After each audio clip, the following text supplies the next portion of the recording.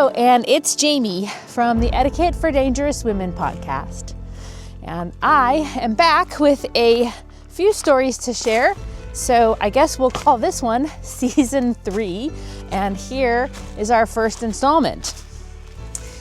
Well, we just went through Easter, and one of the things that came to mind as I was studying that whole Easter story is that there was different ways that people went through the confusion and grief and disappointment of finding Jesus not present in the tomb.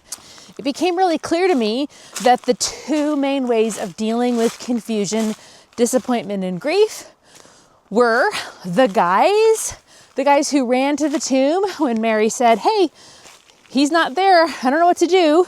They all ran to the tomb and they all faced the empty tomb, not knowing what to expect.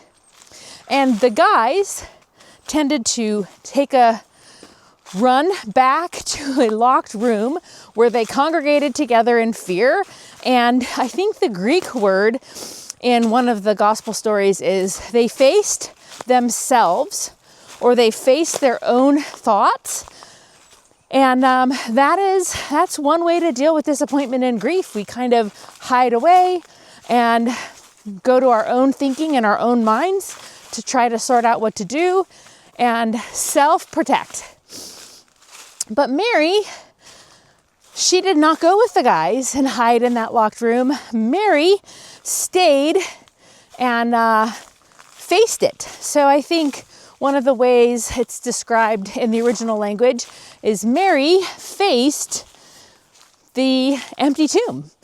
And so when we're going through grief, confusion, difficulty, it's hard to stay in it and face it, especially when there's confusion involved and disappointment.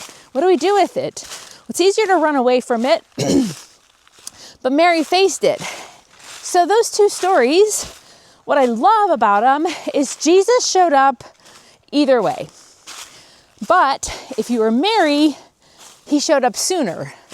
So she was the first one that got to see the resurrected Jesus as she waited there facing the confusion. And she received a lot of joy out of that. And I think taking the time, space, and courage to face difficult and confusing things does bring a sooner resolution, so to speak. So then you have the guys, and the guys were locked in a room in fear and confusion, and Jesus still showed up in the locked room. And that is such a beautiful grace that we can count on, is that no matter what our reaction is, Jesus will show up and meet us there. So this past week after Easter, something came up that brought me a lot of confusion, disappointment, and grief, and a family situation. And I sat through it in a lot of sadness and asked myself, how am I going to face this? Because I couldn't understand why this tragic thing had to come. And what would it possibly look like that God could turn this into good? Because it really just looks like disappointment and sadness and tragedy right now.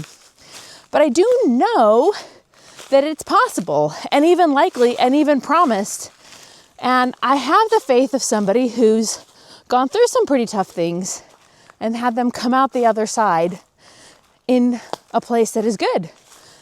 So I know in my head that this is possible, but I felt this reminder that I had just studied ways to go through fear, disappointment, and confusion and grief. And I asked myself, what does it look like for me to stay in this and not to run and hide and lock myself away? And that was a challenge for me. So my story that's come up this week isn't completely resolved, but I do feel like already in one day there has been some breakthrough that might look like hope, and that's pretty beautiful to imagine.